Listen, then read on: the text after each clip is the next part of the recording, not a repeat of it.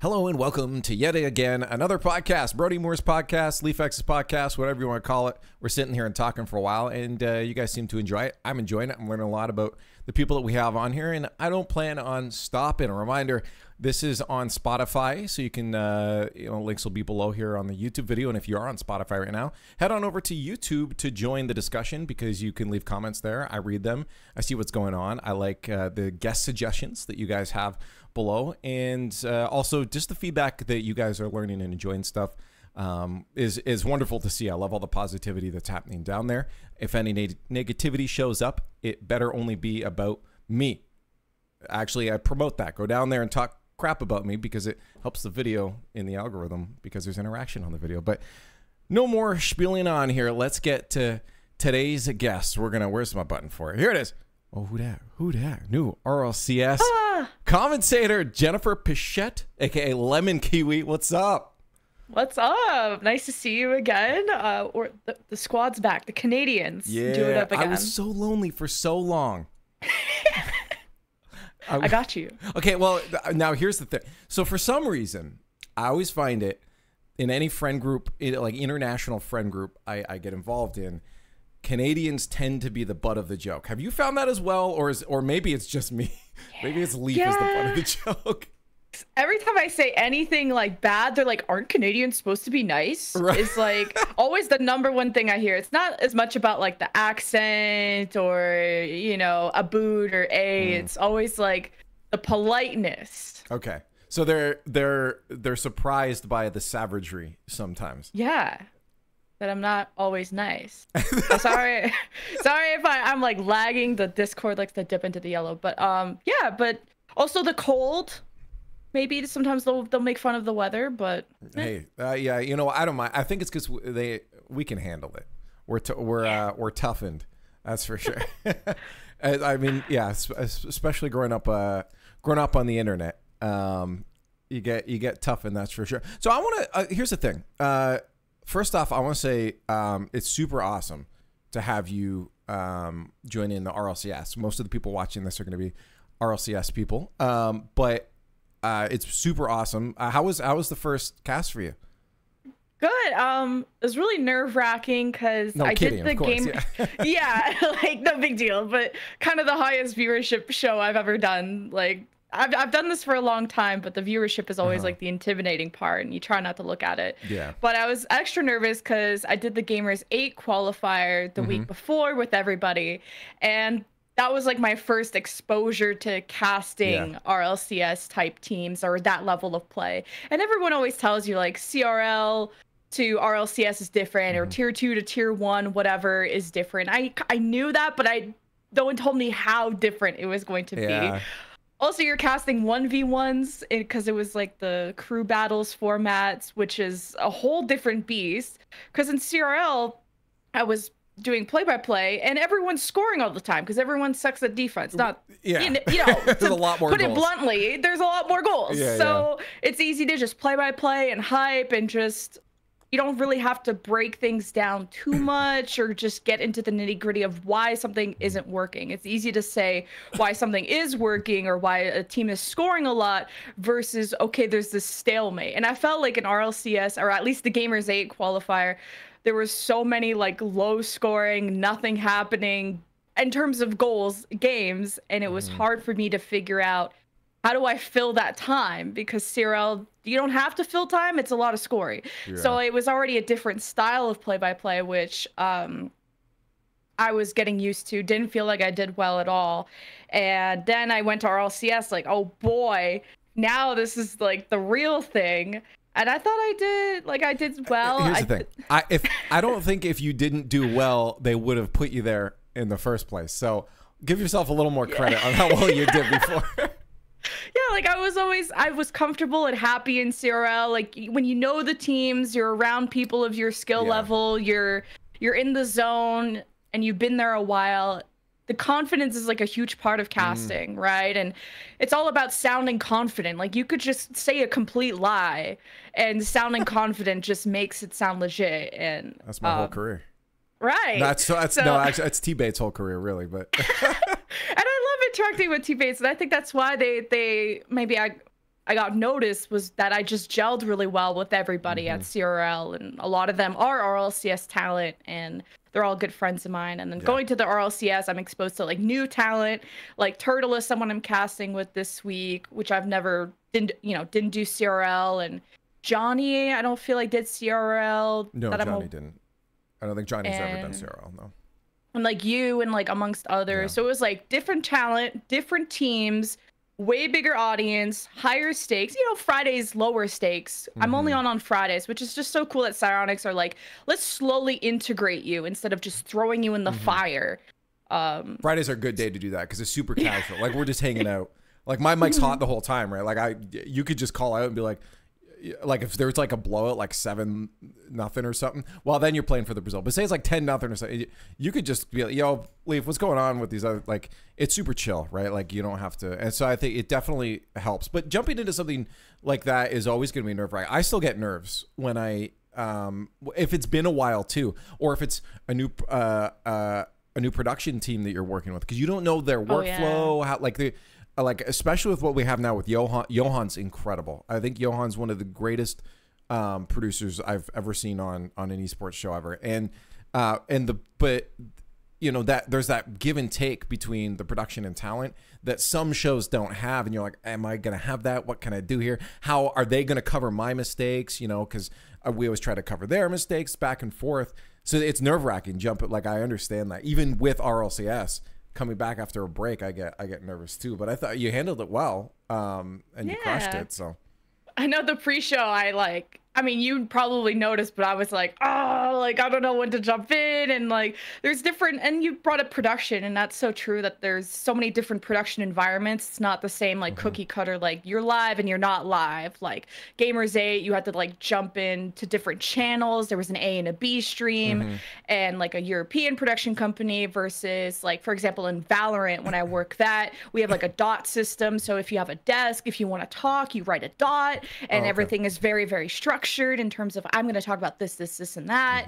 There's different levels of chill too, right? Like super serious vibes versus not. And I think that's why they liked me so much on CRL, that they're like, let's try you on Fridays, bring that CRL funny la vibe there. Yeah. And I'll get to that point, but you have to warm up to it for sure. Well, and this is one thing I think that helps with our group that or if you haven't already seen, but probably will see the more you're in our Discord and all that too, is just I'm pretty sure tonight of the recording for this, which would have been a few days ago when it goes live, is they're planning to sit down and play some Halo and stuff, right? So it's like the group hangs out, and I think that really helps with like figuring out what kind of jokes people like and that. So you should join us on some game nights sometime. Yeah, for sure. You're part of the crew, right? So join us and play some games. But I think that helps. But you don't, right off the bat, you don't know where someone's limits are, right? Like it's hard to. And I made a mistake on that opening show too. Remember, I made a joke at one point that and I left a little bit of room for some banter back for if you wanted to even just leave a comment.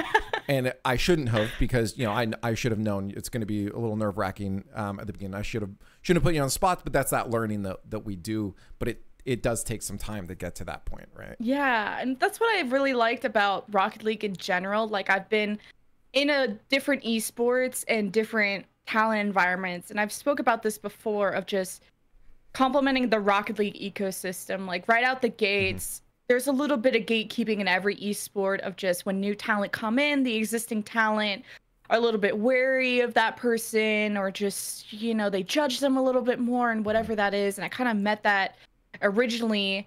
And when I had reached out to Daz, who was like one of the first person I ever casted with. And I kind of kept that contact and that friendship for a while. And he, instead of like brushing me off, it was like so much encouragement from him and others to like keep going when I got the vibe that no one wanted me around. And I get that was like already new, because like from my knowledge, there's not a lot of women involved in Rocket League in terms of like the on-camera stuff. It's a lot better now, especially with the women's carball. Is good. So there's a lot more involvement now, which is really good to see.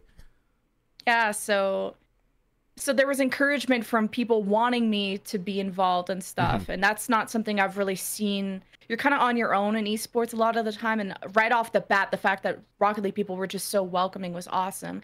Then within CRL, once I joined like the A stream, it was like everyone was like best friends. Everyone was trying to hang out and talk. Like after the shows, people were showing up to the green room without even working that day.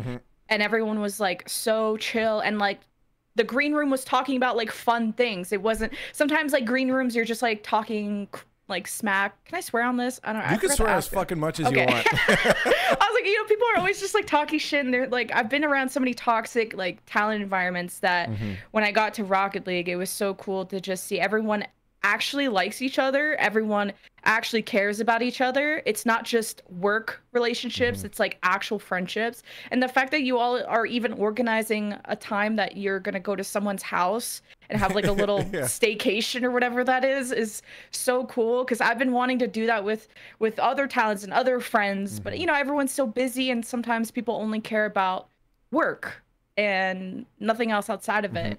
And then the fact that Rocket League talent group is such a happy, healthy ecosystem is actually probably one of the top things that attracted me to wanting to work more in Rocket League.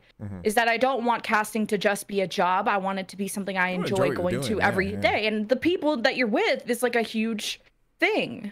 Yeah. Oh, absolutely. And I think what's cool about it too is it's like we're not, you know, we'll have moments where we get into really heated discussions where we disagree with each other. But what's really cool and unique about, I think, about this group is that we all have a similar perspective that later on when things cool down, we take into consideration people's points. We talk to each other again after. There's never like no argument ever turns into a grudge or a long staying problem. Like it gets solved immediately after. So if you ever hear any of those, just trust that later on things will come back together, right? Like you're always, adults. And and there isn't one way to live life. So we disagree here and there, but we all listen to each other. I think that's really important. So also, I'm from my experience, because we worked a couple smaller things before, but and just my general experience with you is like you're someone that will stand your ground and put your foot down and be out there too. So I think again, you'll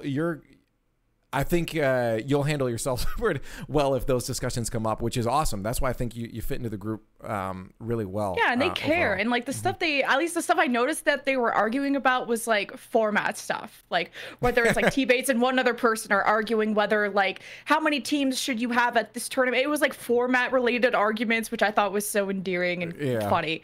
Or it's like sports. Right? Yeah, because they care about the scene, and or they'll argue about sports, which who gives a shit. But like the format what I thought was always like the most heated things that like I've seen. I mean, we've debated things like, you know, is there such thing as true evil and stuff, you know, like we'll go really off hinge on stuff, you know, and but it's fun because I think everyone approaches those conversations with I'm talking to another person. That's the end of the story. It's just there is a person and what are they saying, and that's the value they're bringing. Let me address that topic, what they're saying, and that's it. That's how we interact with each other, which I think is so cool and unique that we have so many minds that think similarly in a group. And the more I think diverse viewpoints you can bring to a conversation like that, everyone in the group agrees that you have a better overall experience because everyone continues to learn things from each other, which is just really cool. And everyone respects each other. At least that's the vibe I'm getting. There's no like we're the top cast, you know. Like even like, you know how like Daz and Stars are like the closers, and you know they're I don't feel like they're above anyone. I don't have a sense that there are casters who think that they're better than everyone, or at least they're not making it super apparent, and everyone feels like the same level. And I've been in talent environments where there is that echelon, that hierarchy, and it doesn't bode well for creating relationships or friendships when there is that weird power dynamic. And also that just what I like, you know, bringing back about those passionate conversations is that I've been in talent ecosystems where people are just don't want to fight for change and like don't care about having these discussions and arguments, whether it brings actual change or not, just the conversations. Like I miss that passion and that fire, and it feels like sometimes the arguments that Rocket League casters have are a little bit outdated. You know, I remember like Rocket League had this big thing on Twitter about, oh, leagues or tournaments, what is the better like system for Rocket League? And it was like this big thing. And this is something like Call of Duty, Overwatch, and like all these other things have had their arguments years ago. So it's like funny to see like they've had their arguments, but they still haven't figured it out. Yeah, they haven't figured it out, but it's just funny to see that argument again. Yeah.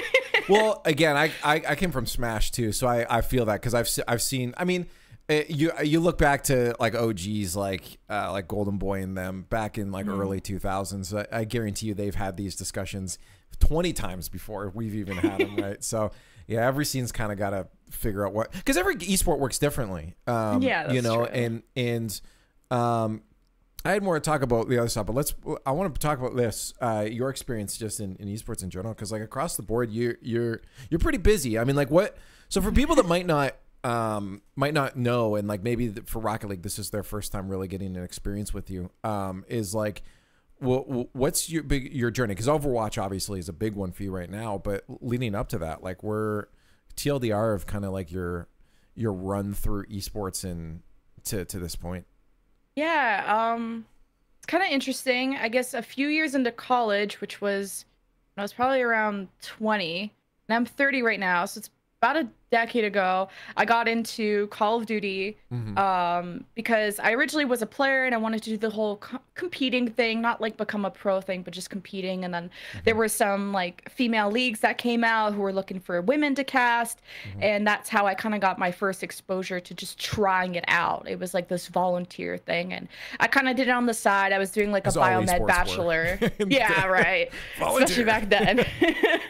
And I was doing like a biomed bachelor where it's like I didn't have a social life or a time to go out and do stuff. It was like a 9-to-5 school, and then weekends I would just game or do casting. And then that's how I got to travel a little bit and notice, wow, people would like pay to travel, and I love traveling, and if someone wants to pay for me to do that, that's sick. So then Call of Duty did that for a whole bunch of years, and then I never like grew into like the top shows there, but to be fair, I was like there was me and Wisdom who were the only female casters at the time for Call of Duty, and then she retired to do other stuff, so I was the only one, and I kind of felt like there wasn't that welcoming environment for women back in the day. Yeah, you know, 10 years ago. Was it because you were busy with school, or do you think the resistance was like just the game, especially even just 5 years, 10 years ago, is like the demographic was definitely resistant to any kind of difference, aka women, right? Do you feel like it was a lot of that? It was a mix of everything. Like I've definitely like improved a lot as a caster. And I don't know, I haven't watched back my stuff. I was probably ass, but like there was a lot of resistance because I don't think women were really respected in Call of Duty back then. Like I had founded the Female Pro League, that was the name of it, where women could compete, and that was like the only platform we had for diversity stuff. But there was the sense that all girls in Call of Duty just wanted to date pros and be around them and basically be a distraction. And it was like every time a girl like even posted a selfie or did anything, it was like the Call of Duty community just hated women. There's an inherent bias to it, and then you get the group think too, that like mob mentalities onto that too. And they're all young, like obviously the pros. I'm on the stance of the pros didn't help the outlook of women. You know, if they had a nasty breakup with their ex, they definitely, you know, put their laundry out there, and the fans take the pros side. And there wasn't also a lot of female role models. There was like a few, like Dream Crazy was huge back then. She's now a codcaster, and they've definitely opened up their borders, I want to say, to women and just like creating opportunities. Because like women aren't just going to be great casters out the gate. We kind of need like a good platform to practice on and stuff like that. And now there's more opportunities to do that. But when Overwatch came out, I just like parted ways with COD. It was kind of like this new game came out. It was big. It had more characters. Like, you know, there was women and, you know, female, male characters, all this stuff. So and before you move to Overwatch, I'm curious then, do you feel like, because it became more prevalent, I guess, during the time you were in the social media, do you feel like social media helped or hindered the, I guess, the normalization for all these kids of seeing women in esports. Because like, if you think without social media, people have an opportunity to, I guess, hive mind with their friends around them more. They don't get that exposure as much. If they see a woman on the screen, they can just joke with their buddies. But with social media, it gives them that more exposure. But then it also gives 12-year-olds an anonymous voice to be dicks. Do you feel like social media has been overall better or worse for that adoption? That's a good question. I mean, it's hard to say. It's a platform for all voices. And I think it was about whose voice was going to be louder, the one that of an audience that wants diversity, that wants to see people that look like them, sound like them on a broadcast, or the other part of it that doesn't want to see different voices. And when I entered, I even heard like colleagues, like people I respected, that say like, they don't think women or gay people are going to have roles in broadcasts because the voice is so different than what people are used to. And it's like, you could see the argument of when you watch sports, you're not hearing women, you're not hearing like just different voices. I'll just leave it at that. There's a sound you're used to hearing. A feminine sounding voice, however you want to define that. It's just a different sounding voice. And I don't know how it came. I don't know what was like the light bulb. I think maybe it was a slow transition. I definitely feel like Call of Duty learned from other esports. And when I got to Rocket League, there was like a bit of pushback, not in terms of me being a woman, but more about just the gatekeeping nature of new people and new voices and new everything coming in. It's it's inherent that like if people don't like change, and if they hear something different than what they're used to, there's going to be resistance initially. Change is hard for people to accept. And this like anti-woke culture, like this is like audience that don't want change because whatever. I don't know what their thing is, but I know like for Rocket League, there was like this big hoopla about whatever talent announcement that came out that was all like white men. And then that seemed to be like the big spark plug for Rocket League to wake up and say, we need to integrate these other people and make spots for them. Because if we don't like give them opportunities, how are we expecting them, like people of color, women, etc., marginalized genders, to grow if they're too scared to even try because there's so much pushback? So then that's like, women's carball. I started with that. Tons of talent did that. Overwatch. I feel like also games that have like female playable characters help the situation a bit more, because like Call of Duty was like a man's game because you're playing a man, a male soldier, and it's war, and it was like, but it's not historically accurate. Do you remember that shit about Battlefield? Oh no, I did. I can imagine. It was your standard, preteens whining about historical accuracy. I'm like, is Battlefield? What you can loop Zook? What are you fucking talking about? That's so stupid. Yeah, sorry. No, but it's like, it's just the fact that you could play like a female character. Like if you see yourself in a game, I don't know, not to go on the whole diversity spiel, but it was open to more audiences. Like I think Overwatch, some statistic that there was like tons of women playing this on percentage, and compared to Call of Duty, which was like a mostly male dominated game. So Overwatch, I didn't really see too much trouble coming in. COD was definitely like, they tried to like throw women on broadcast, and when there was so much hate, I mean, I got told by productions like, we're just not going to have women anymore. There's so much hate when it happens that it's just not worth it. That's the worst part, because that's the part where you have to keep pushing, because if you give up when there's any initial resistance, then you're never going to go anywhere, because people know, okay, well, if they just complain a little bit, they're going to get their way. Like that's a really frustrating that they would make that decision. That's why COD was just like cared more about their audience than like the overall moral dilemma of that. And obviously they've grown a lot. Now they have Dream Crazy, Alley Cat, and others, and there's not just that one token woman. And that's even like, I still don't think that the one token woman is enough of a diversity quota. And that's even something women are still having issues with, of like, even I personally feel like when I'm going for a big broadcast role and there's not a lot of women or no women, I'll feel like, damn, am I competing with every other woman for this one spot? Yeah. But I didn't feel that way for CRL because there's like me, Hercules, and like others, Chixa and stuff that came in.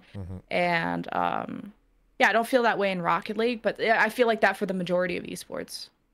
Yeah, I mean, that's good. I mean, it's glad that it's been a less resistance road in Rocket League for you. Because I mean, first off, just already having the anxiety of like, yeah, as you said, am I competing for this one spot, and then also having to jump into an esport you're unfamiliar with, like that, it would end up being a lot. Because you're like representing women too. It's like, yes, you're like the total, like if you're the only woman, people see you as the token woman. Do you feel that pressure? And yeah, a little bit, because I feel like I have to prove that women are capable of being on broadcast sometimes. And I feel like I'm one of the better representatives. And that's why I'm like being thrown to so many esports, is that so many esports are looking for women, marginalized genders, and just to diversify their talent pool. There's like a big push in these recent 5 years or so to get more women on broadcast. And I think that's why I'm getting hit up by esports that I've never even played, just to be like, can you come and cast our esport? And as much as like that sounds like fucked up to the general audience of like, why are you inviting people who aren't part of your game and your esport?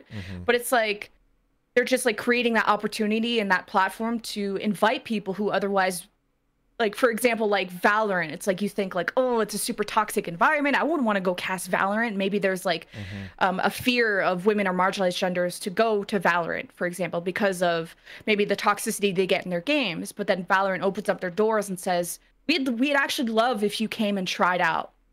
And you know, a story, then the rest is history. But there's a big push to get women in esports, and I know that might be like frustrating to the general like young male audience, that this like woke culture is changing my sport. But it's awesome for people like me to see, where 10 years ago we were like not even allowed through the door. Now there's like a million doors opening, and you have to pick which one you want to go to, which is just like amazing. Yeah, I'd say there's like a I think when a change happens, people try to like oversteer to try to keep it, you know, balanced in terms of opinions, but then they start going way too far, like they oversteer the other way, right? And I think that's like obviously I think anyone should always be concerned about like, okay, is someone losing their job specific to someone that's not good? But the point is that you don't make people lose their jobs to allow diversity. You just create more opportunities.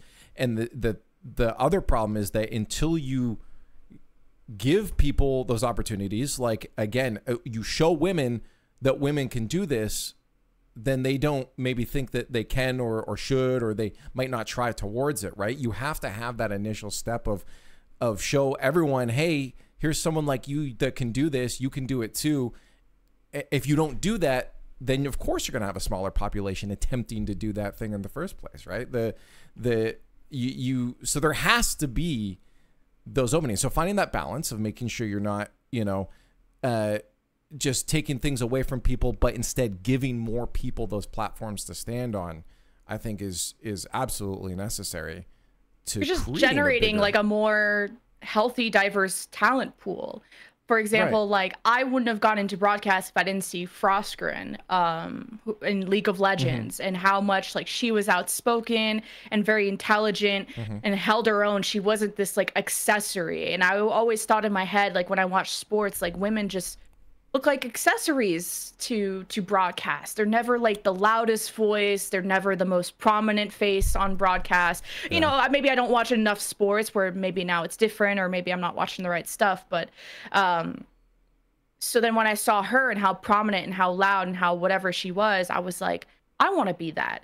And I actually was a color caster in Call of Duty, where I got into casting because I just liked breaking down the game, being analytical and talking about how a player is thinking. To when I went into Overwatch, I was like, this game is so exciting. I want to be the loud one. And because I saw Frostgren be the loud, she wasn't a play-by-play, but she was not afraid to be the front face. So then I said, don't want to be afraid to be that front face to be the loud one, and to try something that you don't usually see women do. and you know, besides the fact that, you know, other factors beyond the woman thing of just I wanted to try play-by-play and I found it exciting.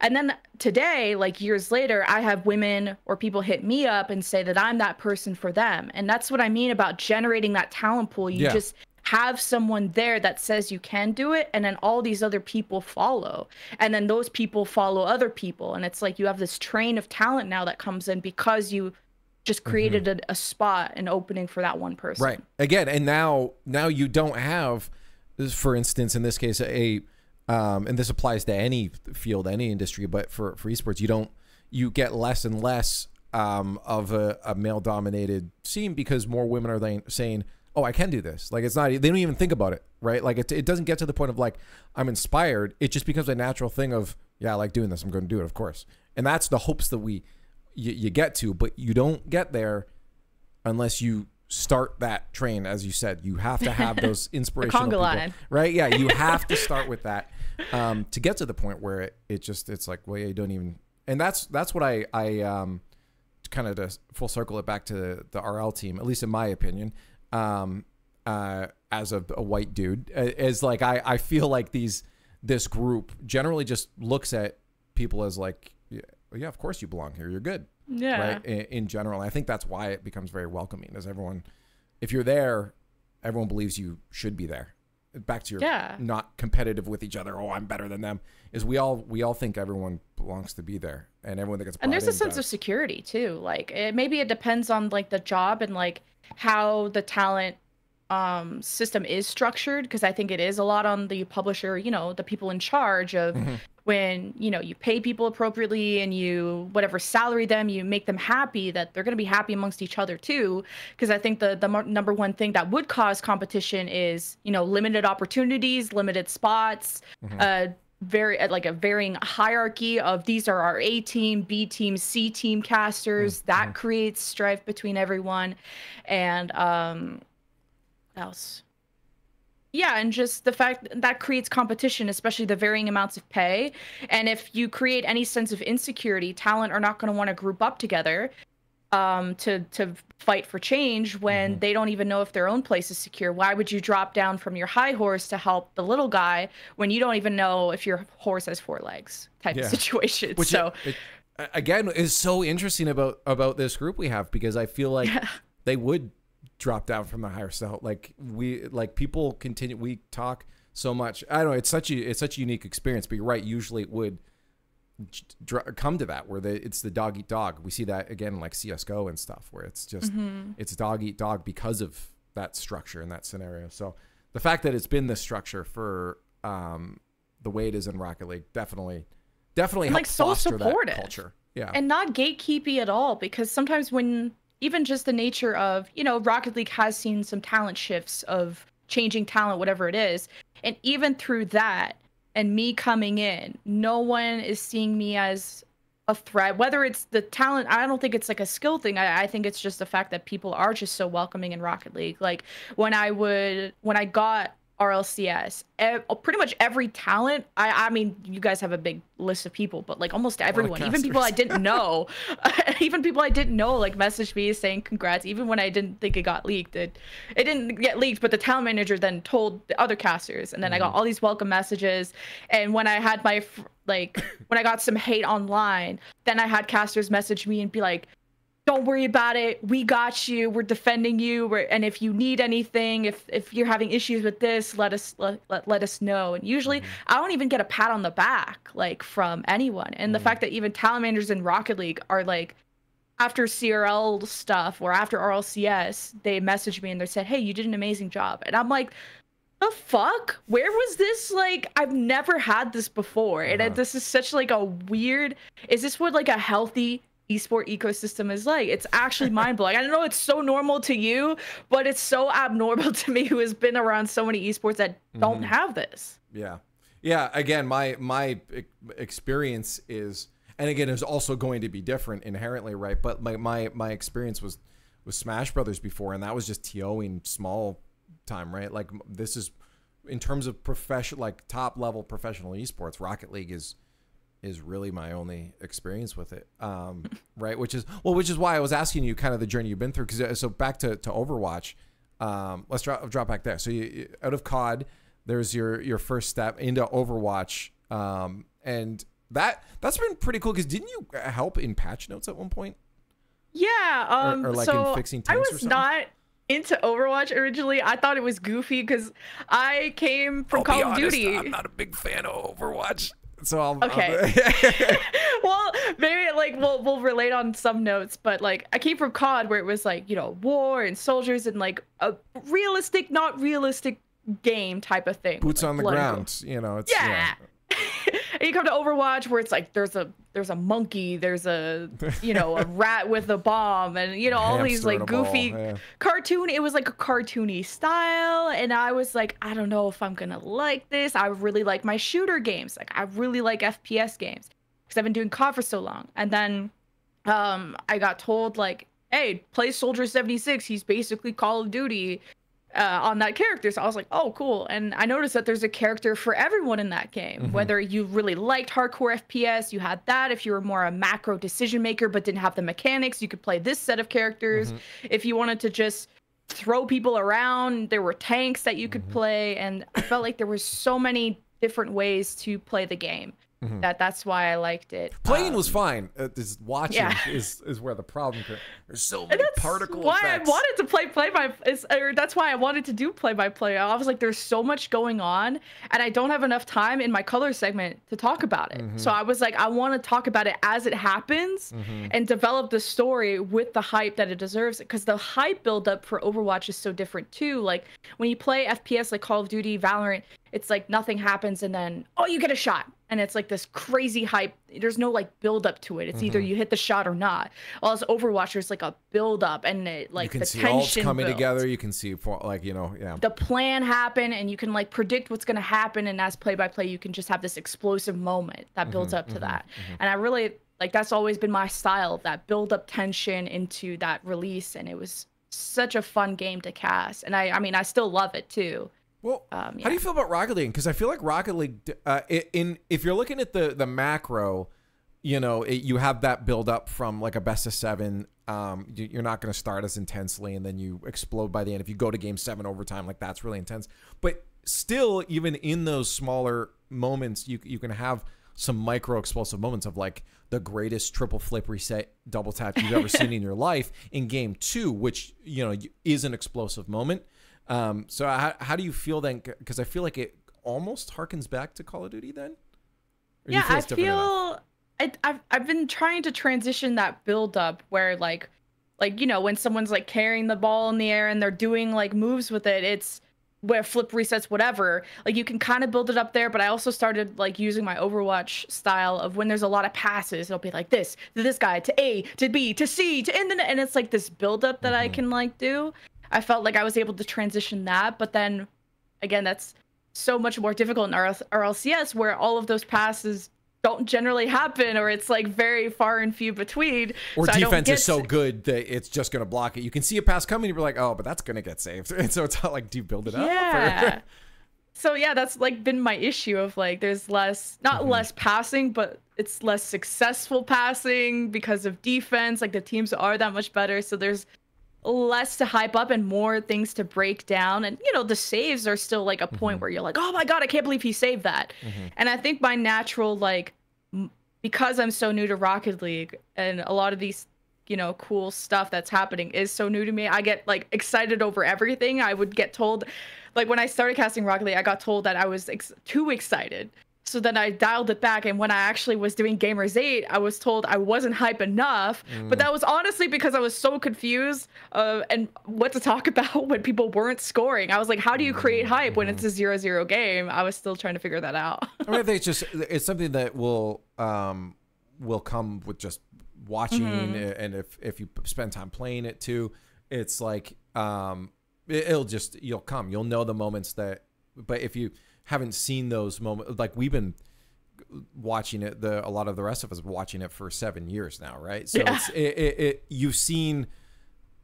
It'd be the same thing if I tried to go and do Overwatch. I might be like, I've never seen that before, and you're like, I saw that 3 times last week, right? So it's just getting. It's so intimidating. Y'all have like, when I'm like, oh, how long have you been casting Rocket League for? And it's like oh, like 5 to 10 years. And I'm just like, oh my God, like I've been casting Overwatch for like 5, I think. And I still feel like I have a long way to go. But to have like a new talent come in when there are all these people have 5 to 10 years of experience, I'm like, no wonder the audience is just so like shell shocked and just like, this is too new. She's too new. She's doesn't know enough. And I'm like, and I've already accepted that within myself, like mentally. That's why I'm not bothered by the hate. I don't even see the hate. I don't go on Reddit.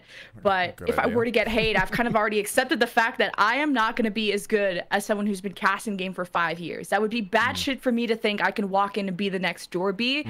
And to be like completely honest, I wasn't even trying to get RLCS or thinking I was going to get RLCS for many, many years. Because like, for example, in COD, I was working like 5-ish years, didn't get it, went to another game. For Overwatch, took me 5 years to get to the tier 1 product. And even that was like a battle, and who knows how that was going to happen. So when I got into Rocket League, I was like, I am setting that like 5-year mark, seems to be the sweet spot for me, of like after 5 years, that's when I'm probably good enough to move up. And I've only been doing Rocket League for 1 to 2 years. So I'm like, well, I'm not going to say no to the opportunity because they seem to think I'm good enough. They seem to believe that I can grow into that person. And that's what I liked about Rocket League, is that I feel like other esports, they throw me into the fire, which sounds like a bad thing, but they just have almost too much confidence in me, and they throw me immediately into the full-time tier 1 product position, whatever it is. And there's no like, I felt like Rocket League had a really good talent development like line path to pro, if that makes sense. Where when I was in CRL, like I got like discussions of like, hey, how interested are you in RLCS? You know, I got those questions because I was doing so many other games, and I was like, hey, I really am, but when I'm ready, you know, and I'm not trying to fast track or shortcut or anything. I'm like, when I'm ready, when you think I'm ready, I'm good. You know, I'm ready to commit. Because I, you know, love the ecosystem of Rocket League, and everyone seems happy, and I was like, I want to give it a try. But when I know I have a long road ahead, but just so you know, my interest is there. And then when the offer came, I was like, oh. But not only was it, it was like, hey, we know we want to like transition you slowly into this role. Like, hey, we're going to put you on Fridays and see how you do. It wasn't like, hey, let's throw you in at the World Championship on the stage in front of 100,000 people. It's like, let's try you on Fridays, which has a similar vibe to CRL, which we know you're good at. So we know you're going to be great on Fridays. And now you can learn the teams at your own pace. If you're dog shit, you know, they didn't say this, but if you're dog shit on Fridays, it's a Friday, who cares? It's chill. And then, you know, we'll see what happens from there. But I just like that the plan made sense, and I wasn't under this pressure. Like, I am under pressure, but not insane amounts of pressure. Yeah, actually, you know, again, because this is would be a unique position then that I wouldn't have ever seen. Is then I assume it's probably preferable to you then to have that slow run in. First off, not just so you're not in there making a fool of yourself, but also I guess to know that, because you mentioned even that there's sometimes you'll be thrown in esports because they want to have that female voice in there as well to, you know, help bring that diversification. But then for you, I imagine, at least this is what I would think, is I would always then question, okay, am I, you know, if I'm just getting thrown in, have I earned this spot? And I would get so down on myself. Have you ever had that cross your mind? Or is like, I imagine the slow is nice because you're like, no, I'm earning this. Now they trust me on this show now. I can do this. And then eventually they'll trust me on this. So I personally would prefer that so much. Because my depression kicks me so much. I'm always questioning, especially with so many talented people around me, whether I belong here in the first place. So I wondered if that ever crossed your mind. Yeah, I mean, I think that all the time. And I think that's why, like, I tell casters who are on the come up or whatever, it's so important to have, like, your safe circle of colleagues, of casters, too. Like, I have my closest friends are all casters that I've met through Overwatch years and years ago, and who can kind of, like, ground you a bit. So because once you get into this position in the front face, in the spotlight, whatever, you get so much noise, right? Especially as a woman, you get a lot of people that hate you because you're a woman. You get a lot of people that love you because you're a woman. You know, there's a lot of people that just say, I'm the best caster they ever fucking heard because they think I'm hot as shit. And, you know, extremes on either side, right? So you actually don't really know what's a real comment or not, because there's people that hate you just because you're new or you're a woman or they don't like your voice. You know, there's also like non-objective ways of loving you or or hating you. So there's so much noise, and if you're insecure at all as a caster, it's easy to try and like search for validation and search for, do people like me or not? And to help you ground yourself. But if you do that, then you fall into the pit of, you go on Reddit, you read everyone loving you, great, that's giving me energy. But then as soon as you don't perform well, or it's whatever, it depends the audience, you just read Reddit and they don't like you, then all your self-confidence goes down the drain. And it took me a lot of years and a lot of therapy, of course, to figure out what I should listen to. And then it came a lot of, then a lot of therapy told me, like, if my employer hires me, that means I'm good. If they don't hire me, that's when you start questioning. And then with how insecure esports is, so I started like tuning out all the audience stuff. Although it's very nice to be told by strangers how amazing you are. I'm not going to say that no one is real for listening to that, but then you start listening to, okay, well, if I get jobs, that means I'm good. If I get jobs, I'm amazing. And then when esports has its esports winter, the bubble breaks, there's valleys and peaks when it comes to casting. Then you're like, oh shit, I'm not having work for like a month. Am I washed? Am I like not as good? What's going on? So then I started just leaning in more to my friends. Cause you know, where your confidence, if you don't have that like foundation right from your childhood, it's hard to build that up in adulthood. It takes a long time.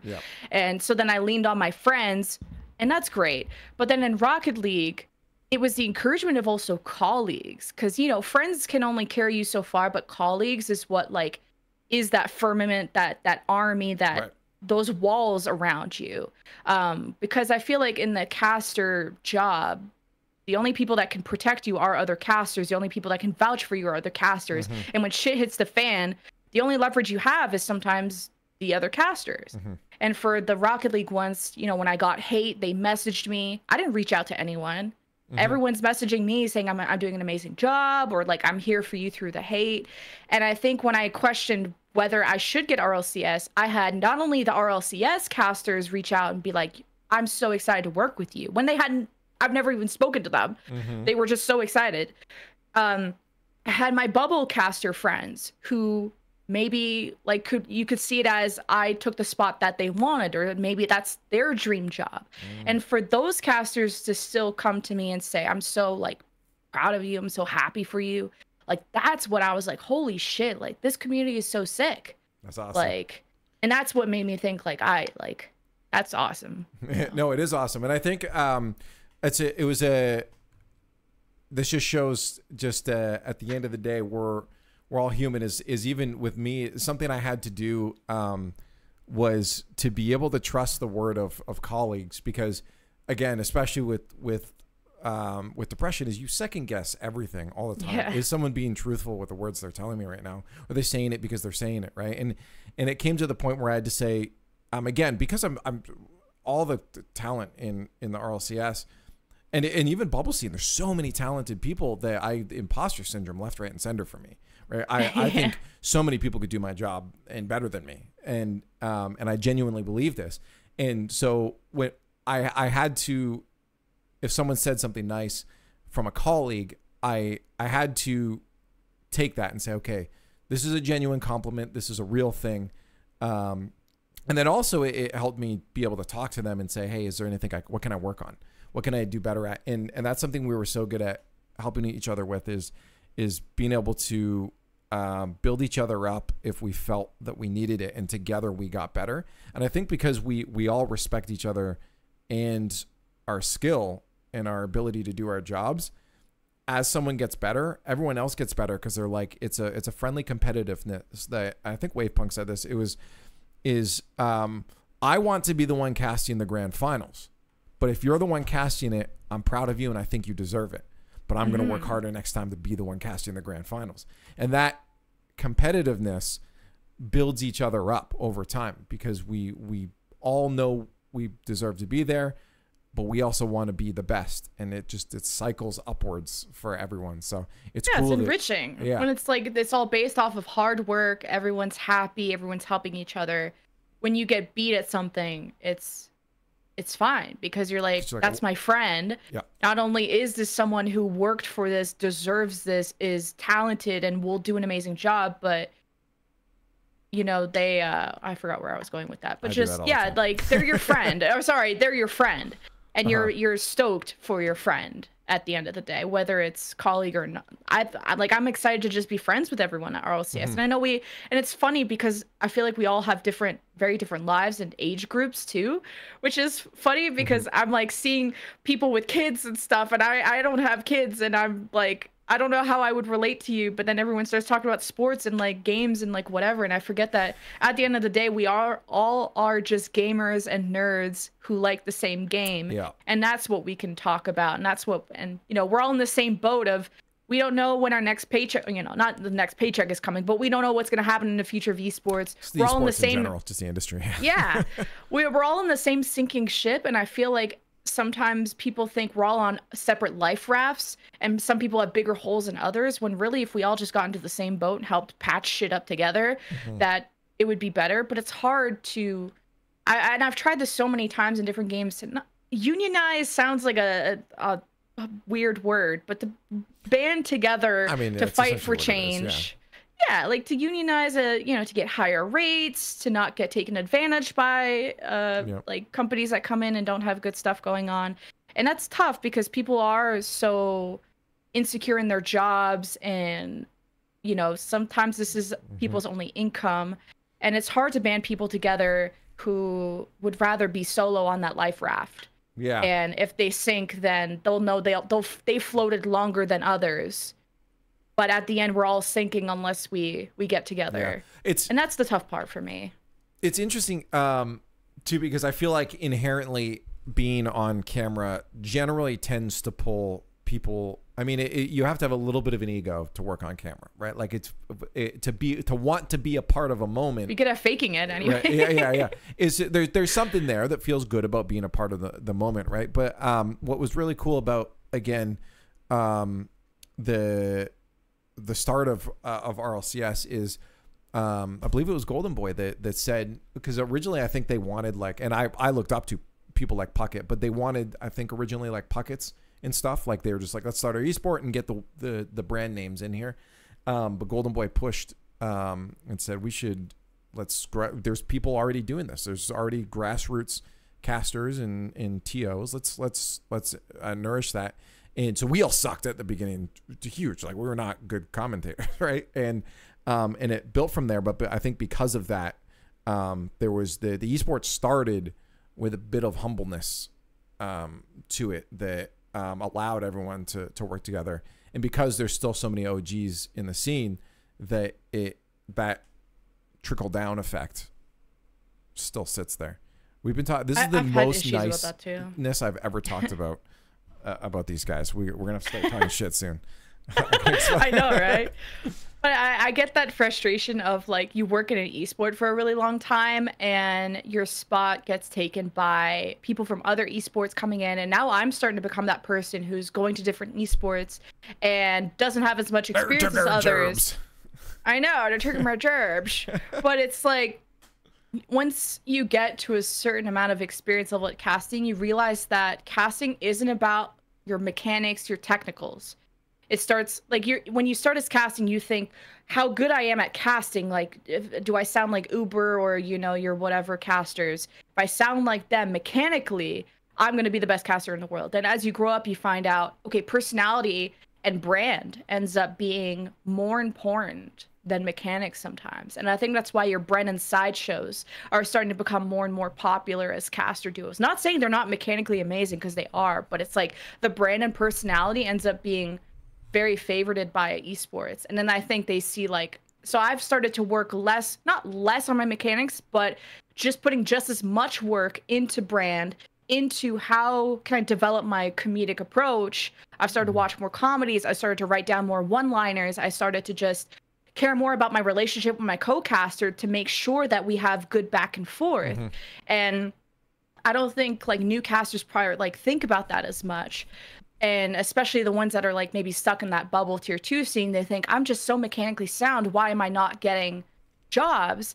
And it ends up being, well, first, like the brand isn't big enough. You know, your outreach, because that is a part of your package as a caster, is what is your outreach to the audience, because esports is marketing at the end of the day. And then so your brand is very important. Also, just like, what do you bring to the broadcast? What makes you stand out? And when I talk to new casters and I mentor them, I say, yes, you're mechanically sound, but how am I going to remember you? What makes you different from every other host and analysis, color caster, play-by-play, whatever? So then I started honing in more, because at a certain point you're going to reach a ceiling of mechanically you're about where everyone else is. But you have to start diversifying and making yourself stand out and be unique. So whether it is the one-liners or how you gel with your co-caster, like Brennan's Sideshow, like you remember them because they're so funny together and they're back and forth, they're best friends. And that's a lot of good feedback I get from my co-caster with Leg Day too, of like, we sound good together. It's not about being a good individual, it's about being a good package. And there's so much about casting that you have to learn through the years that actually you can't control. But and to go back to the point of like how important brands are for casters, because I lost a lot of jobs to people like when Overwatch brought in like Sembler and people from CSGO, and you're just like, and I get the shell shock of the endemics or the people that have been in a scene for so long, to be like, why did we just import someone from somewhere else who doesn't know the game and da-da-da? And then once you realize that how important branding is and marketing and that audience reach and how games want to reach new audiences, not just the same ones we're tapping in. They want to reach the CSGO. They want to reach these other audiences to bring them to this game. You start to have like a new understanding of casting isn't just casting. It's so much business and marketing and all this shit. And it gets really like, you get to like burnout territory where now you realize, oh, I have to make content. I have to like post on socials all the time. I have to network. I have to do all this shit. And I think that's why casters get burnt out. And that's why being at the top is so like snaky too. People start just like being really shitty and fake to like get to those parts. But all in all, I understand now. I understand why I'm being hired in esports that I'm originally not working in, is because of like that brand that I've created. But I think other people will find that stability too once they build up their brands and they become those golden boys, you know, that you can plug and play into any esport because they are so flexible and their work ethic is really good, their brand is really good. Casters will kind of look less at themselves and look more at the bigger picture of what it takes to be a caster that can work anything. Yeah, interesting. I'll provide, I guess, a little devil's advocate to some of this, because it's not even devil's advocate. I guess my philosophy is actually Corelli was on here the other day, and he kind of summarized it up, I think, very well. That I think there's a truth to both of it. There's a truth to what you're saying, where that brand is very important, and that just the ability to tell a story overall. I mean, at the end of the day, we're entertainment. We're here to entertain people, and you know, they're watching this and gaining nothing else besides this is entertaining. You know, I want to sit down while I'm in free play, I'll watch this. While I'm with my buddies having a beer, I'll watch this.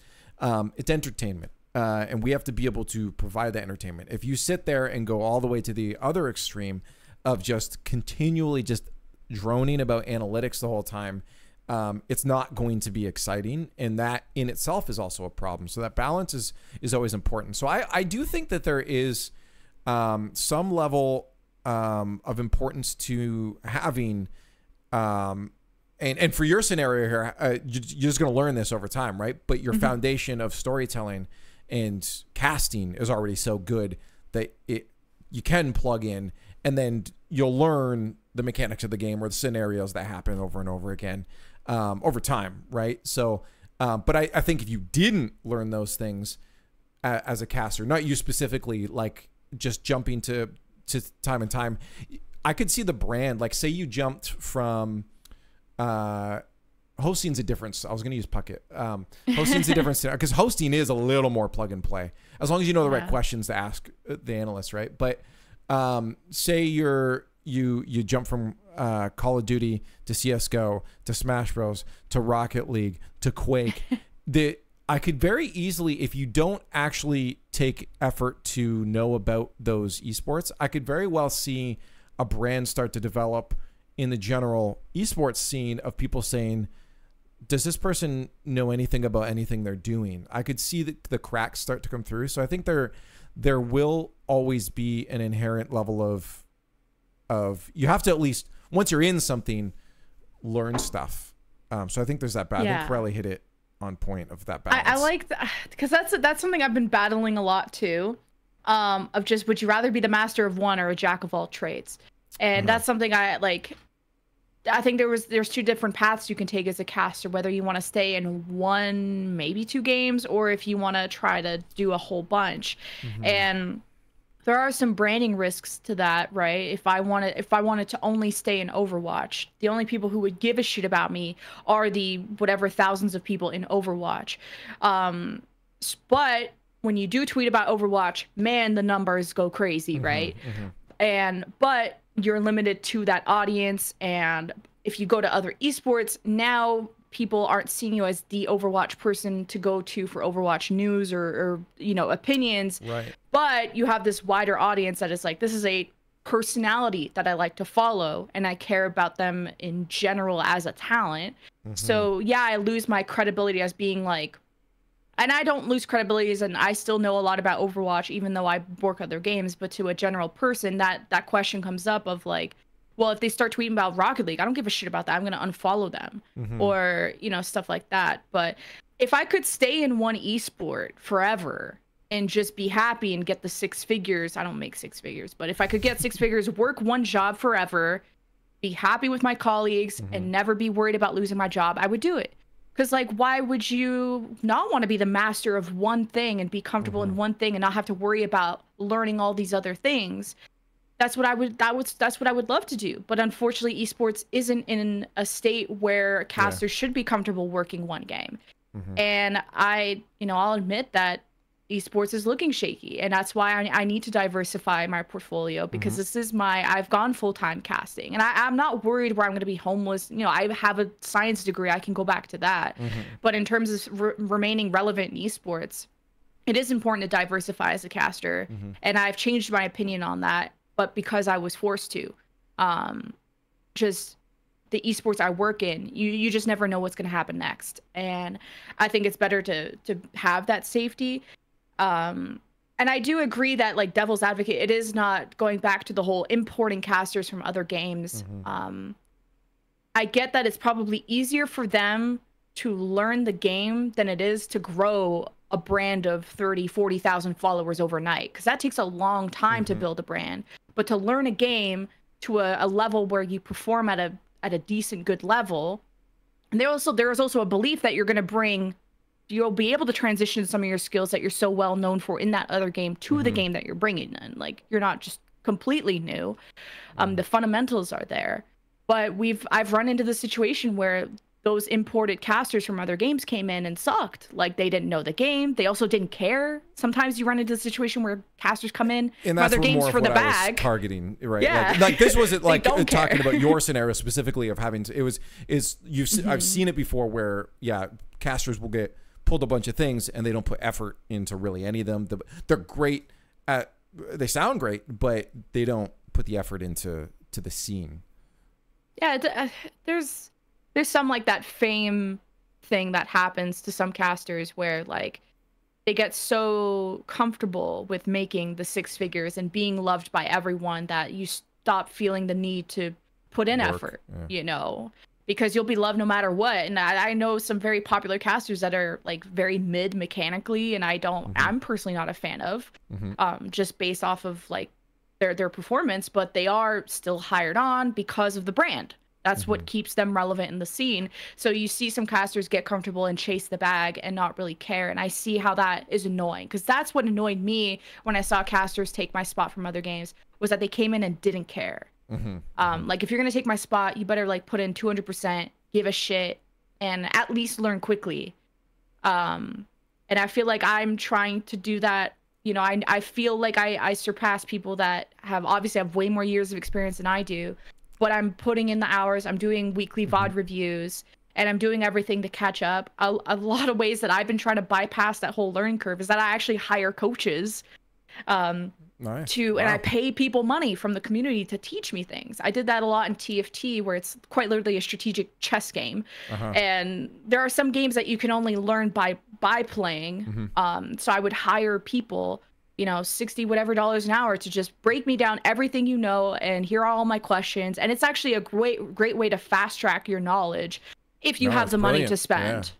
I guess. But so, you know, sometimes you have to spend money to make money, right? It's self-investment. Like if you make the money, you should invest in casting, whether it's your equipment. And I tell people coaching, I've offered money for casters to VOD review, even though casters are generally cool and don't take my money no matter what I do.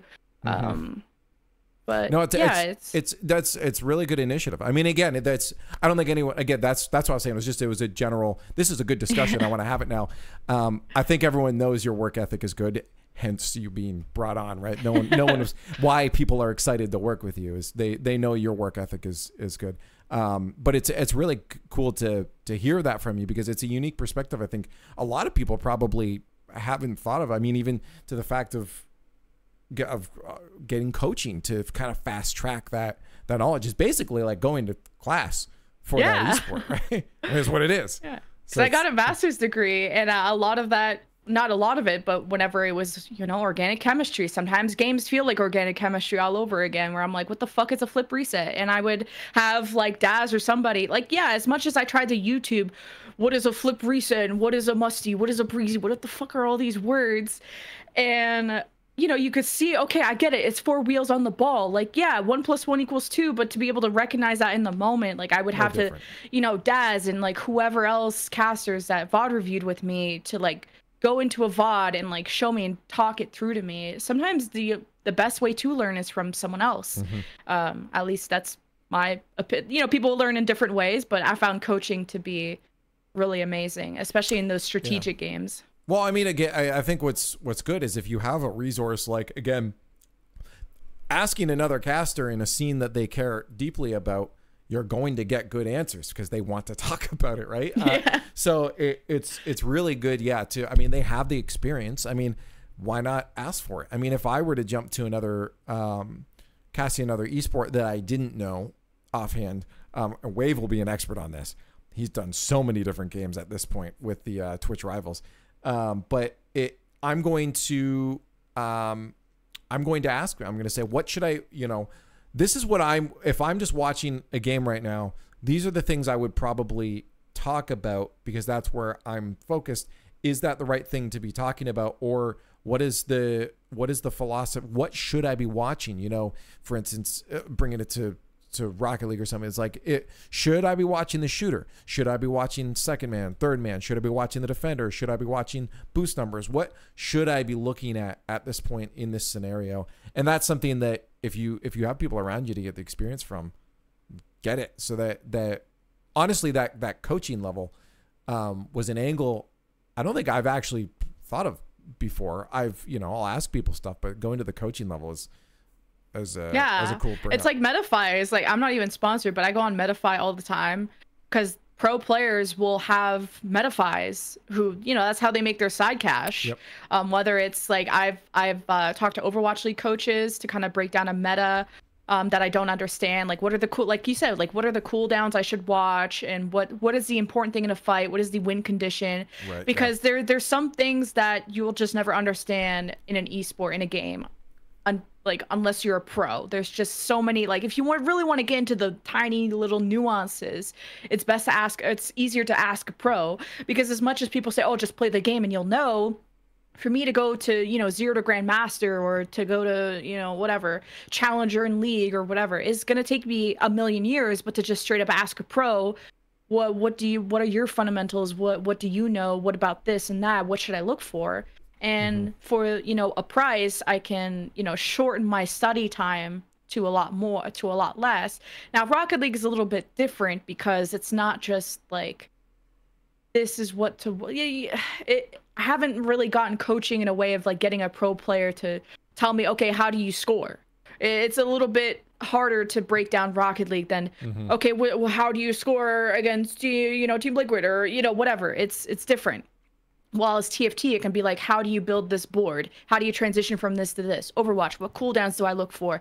What is the win condition of this? Rocket League is just such a fluid game that I can't just say, how do you play Rocket League? How do you score a goal? Yeah. It's tough, right? I think, yeah, part of it for me is in terms of the playing aspect, Rocket League is one of those unique ones where I think I've gotten more enjoyment out of watching pros. I play every day. I play so much. I should be way better than I am. I'm terrible, but yeah, getting I think an appreciation because it's such a mechanical game. I mean, obviously there's you have the strategic, the rotation positioning, but like the knowing when someone pulls off a double flip reset, how actually hard that is, because you'll see Platts in chat being like, I would have made that shot. I'm like, no, you wouldn't have. You would not have made that. It looks easy, but then. Yeah, when you try to go up and do an aerial for yourself, it's like, oh, that's hard, and you gain an appreciation for how hard that shot that pro just made was. Yeah, but in TFT I feel like is one where it's like, I feel like you wouldn't need to play that at all, in all honesty, because it's a board game. It's just understanding decision making. Yeah. I think you go to a player, but when it comes to such a mechanical game, you can't ask someone how to shoot.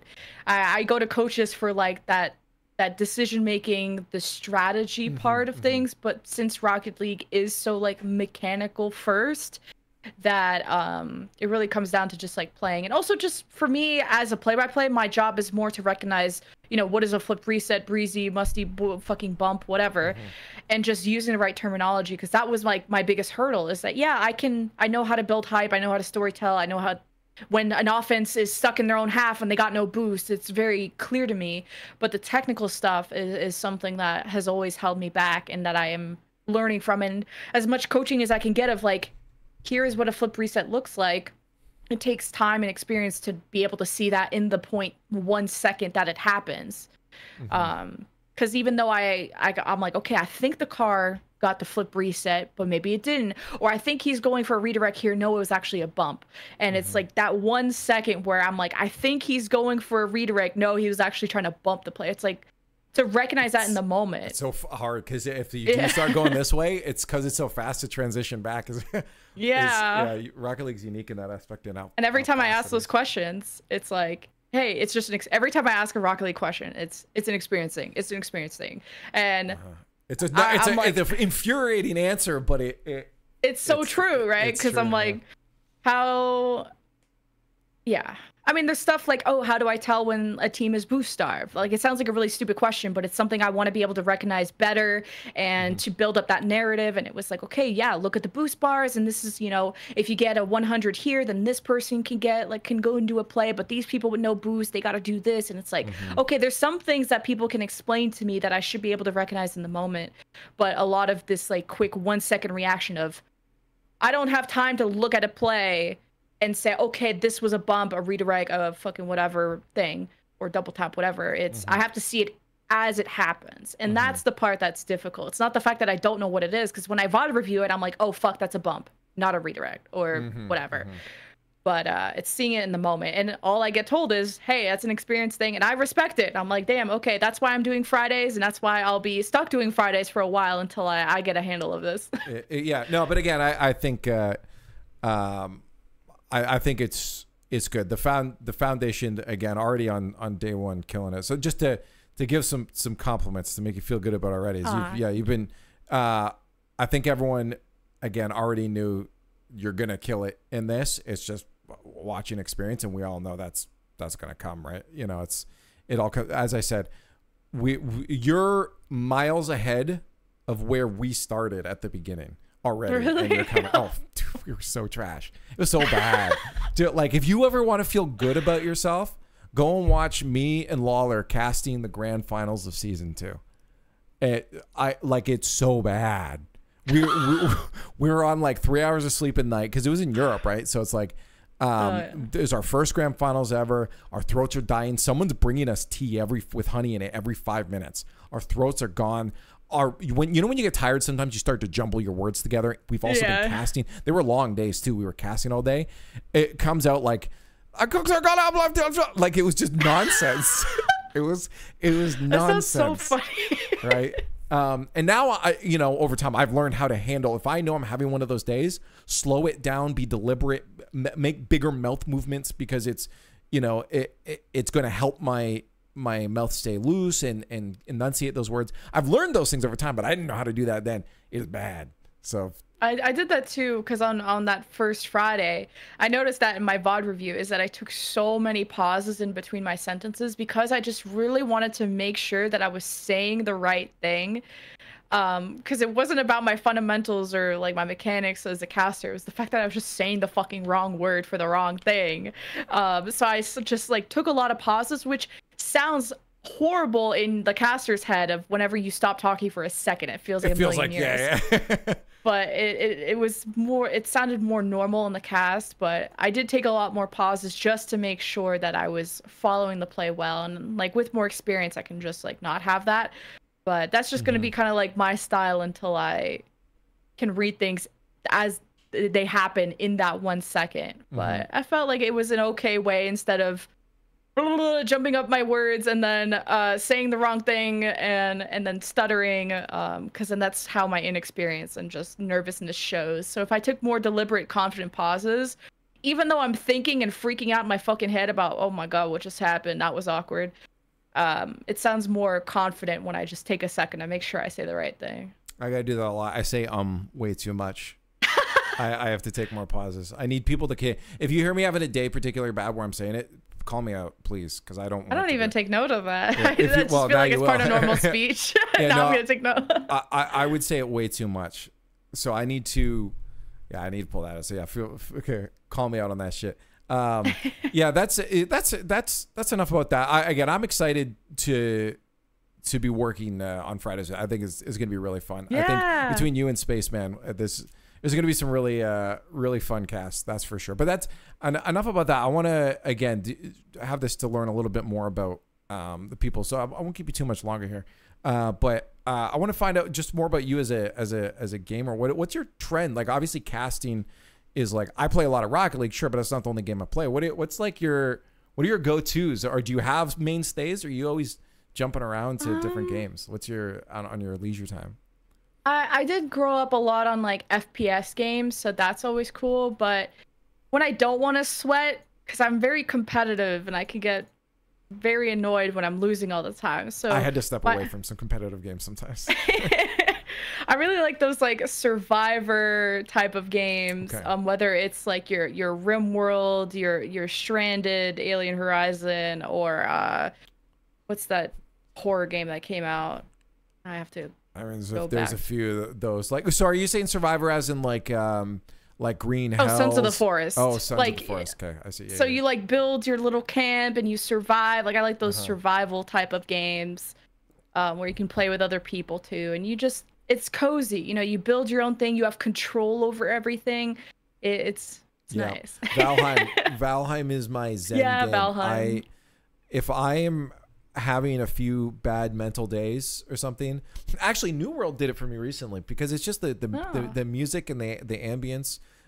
It looks beautiful. I feel like I can actually escape into those worlds, but I had to teach myself how to enjoy games that weren't competitive, because I'm like, I always felt like, well, it's even the idea of if I'm playing a single player game, I always feel like I have to be streaming it or making content, and to be able to sit down and actually put yourself in a place of zen is sometimes difficult. Like, especially because I know you're pretty active with your social medias, and I'm curious if you are able to detach yourself from that. Yeah, for streaming, it's been hard. I've been trying to like have that as a separate thing, in case casting doesn't work out. There's something there to do.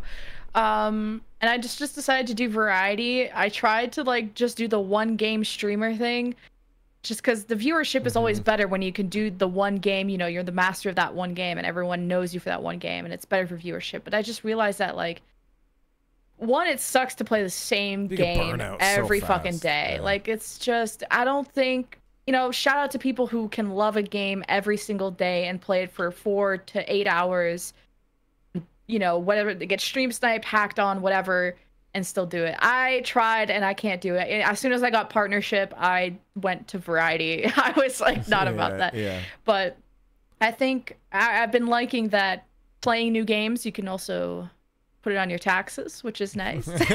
When you buy new games, you can just put it on your taxes. Yeah. But I always keep one game that's an off-stream game. And this like Stranded Alien Horizon game is like my cozy game of the month, where it's just like RimWorld, but like in 3D. It's just like a survivor game where you just, you're on an alien planet and you get resources and you try to escape. And it's very cozy. Dawn? Is that the one? It's like Stranded Alien Horizon.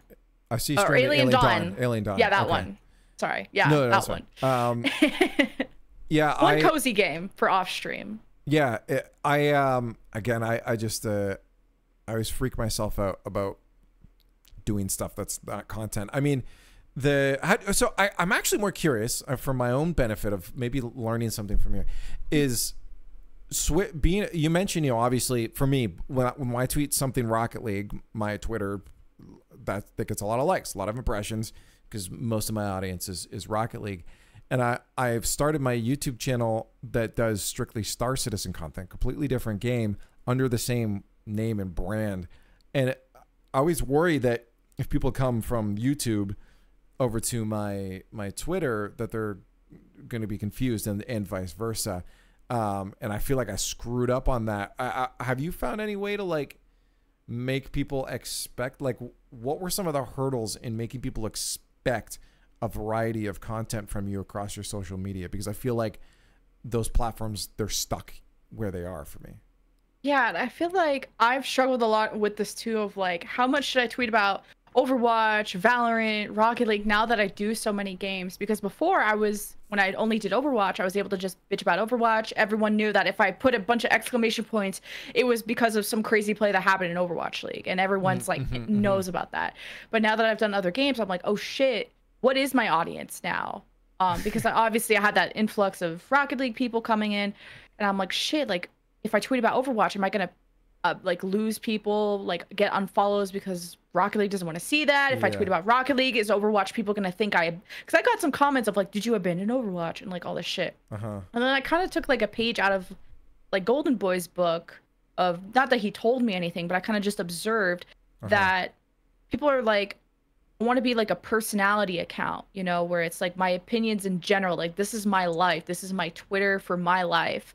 So you're gonna see me tweet about my casting, my streams, and opinions on my life, and maybe some game stuff. But I don't want to hone in too many tweets on one game versus another, which sucks because like I have thoughts on patch notes that came out for Overwatch. I have thoughts on this team that choked in Rocket League, but if I just kind of over spam the wrong audiences with at least that's just my opinion. It's probably completely wrong. I'm still navigating this whole having a brand in different esports, but I just don't want to. I want people to follow me for me first. So I'm trying to cater my content for my Twitter about me and what I'm up to, and then trying to have those discussions on a Discord so that people who want to engage in those discussions can just go to that channel. But yeah, I'm really not sure how to approach it, to be honest. In the moment of realizing you don't know what your audience is, was that a exciting, like a problem to solve, or was it terrifying? It's weird because of the age gap between the audiences. Like Rocket League does feel like a younger audience compared to Overwatch. And so I got a lot of weird like horny little boys in my like comments and like DM requests and stuff like that. And that's when I'm like, oh, I know that's Rocket League. I know that's from Rocket League. I know that's from Rocket League. Because I don't get like hypersexualized at Overwatch the way that I do in Rocket League, which is, I find that hilarious. I've like gotten away. I'm like too old to be offended by this. It's almost, you get to an age where it's kind of funny and endearing. But but the different audience thing, it is weird. I don't have people, I actually block a lot of people online, so I don't see hate. So I'm never worried about audiences that are only following me to shit talk me. I know I'm comfortable in my space, and anyone who makes me uncomfortable is immediately fucked off. So I don't really, not that I don't care what my audience is. I'm trying to take note of it so I can cater my content or just be more wary of it.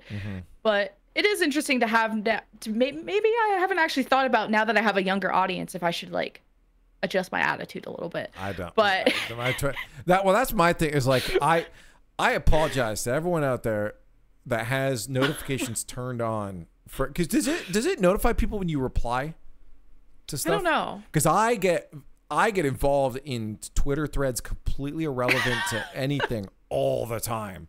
Like I'm just, if some random tweet pops up, I see what it is. I go into the comments and I start interacting with people. I just interact a lot. So someone that's notifications turned off, man, they've probably just like, and I like, it's me and my opinions out there all the time on Twitter. But I also worry because I'm like, well, should I create a personal, like another just Brody Moore account? Because like, I feel like it stunts my growth when people see me tweeting about Star Citizen. Then all of a sudden I'm tweeting about Canadian politics. Then all of a sudden I'm tweeting about, you know, a shoe. It's like, what am I getting from this brand? And I feel like I stunt my growth. I'm relatively, I think I'm one of the least followed talent.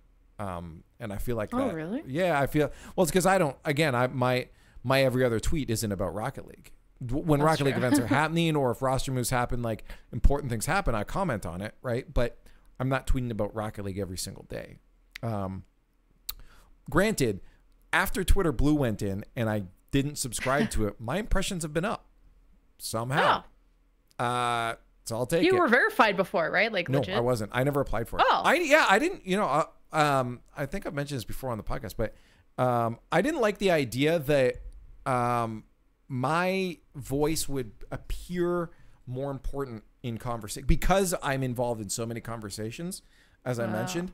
I don't want people to look at mine and assume I'm some sort of expert on it, and then first off, extra critique on my comment, and then thirdly, I don't want them just agreeing with me because I have a check mark. Right? I want to be challenged on ideas if they think I'm wrong. So I never applied for it, and that's why I don't have one now either. But my impressions went up. Huh. That's weird. Like, okay. I never knew what I have such a weird opinion when it comes to like those separate Twitter accounts, because on one hand I understand that like your Star Citizen, I have a friend who has a separate account just for like Final Fantasy, the multiplayer, whatever. And it's like I get if you like heavy spam, like you want to tweet like every minute of every day about that particular thing, and you want to only engage those people, I can see it. But if you're not that heavy of a poster in those categories, I don't see why. Like, I can see how it may stunt your growth if you were to separate audiences, because maybe those Star Citizen people also play Rocket League or stuff. Maybe those audiences, maybe there is, and maybe there's not. I mean, the people that see me tweet about Gamers Without Borders, I had people be like, I don't know what the fuck that is, but I'm just excited to see you again. And there's some people that just straight up care about you and want to see what you're up to, and the more updates, the better. I know some people who, like, when there's a baseball game, they have to tweet like every second of every play, and that's the point where I'm like unfollow or mute and stuff like that. So that's where I'm like, okay, if you're like a heavy spammer, a separate account makes sense. But if you're just like interested in some different things, I feel like it's part of your brand, and people who don't want to see that don't care about you, you know? Yeah, but it's also, again, in an industry where our social media accounts determine the work we get. I kind of have to care about that. So that's been a struggle for me. Just trying to figure out what, you know, should I be separating these brands? I want to tweet about Star Citizen more, but I worry that, you know, I already had a banger tweet today. I can't now tweet again about Stars, you know, but I want to, and so I can't get those ideas out there. You could have like a circle. Like, I like the Twitter circle thing of, you can just have like your Star Citizen friends on your Twitter circle, and then just tweet to your circle about Star Citizen. That's a lot of work to put thousands and thousands of people into circles. Oh, thousands. Okay, I didn't know that was that. I'm talking like, if I want everyone that's following me to see something, but maybe not this thing, I'd have to. It'd be cool if Twitter had like because I know like Facebook used to have it of like, I only want to tweet at or post to these people. and be cool to have like, this is my Rocket League group, my Overwatch group. Google my Plus group. had this. I love really? Google Plus. Google Plus, when you followed people, you added them to circles. It was called circles. And you would just say, okay, I'm following you and I'm putting you into my Overwatch and Rocket League circle, right? Or Overwatch, Rocket League, and survival game circle, right? So anytime I tweet about stuff, I would just put the tags of which circles I wanted to see this. And so someone could follow me, and they would only see it if I would put them in that circle at the time of adding them. That's cool. I like that. I thought it was cool. Google Plus died very quick, didn't it? Yeah, it was the invite. I think that's what killed them. They tried to do the Gmail thing of having invite only at the beginning, and then everyone's like, I don't want to wait anymore. So yeah. I love to. I put it down now. Any other geezers in chat that love Google Plus? I need to know it. I need to know it. I think I got one once because it was something like if you had the username on Google Plus, then you could have the username on YouTube. Or I forgot there was some trick about that. Anyway, just a side note. On Google Plus once. Yeah. Anyways, I know. I've just been rambling. I've been enjoying the conversation, but I know you got to get out of here tonight. You got a fancy date to get to, so I'm gonna let you go. I just want to say thank you, Jen Lemakiwi, so much for joining. I'm super excited to be hanging out on Fridays with you, and I'm really thankful that you sat down and wasted your time here with me. And thanks for chatting. I mean, it's been a while since like the TELUS Canadian casts. Leaf, you're probably one of the second or third people I've ever casted with, so it's cool to. I'm not alone anymore. Yay! Now they have to make fun of both of us. They're still just gonna be me. It's the inevitability. Anyways, thanks everyone that was watching the episode. Again, if you want to watch on Spotify, it is over there on Spotify. If you are watching on YouTube, make sure to hit the subscribe and follow button, all that jazz, and leave a comment below who else you want to see on here and any comments about this video. Always love reading them. Always love seeing them. Thanks for watching. We'll see you in the next episode.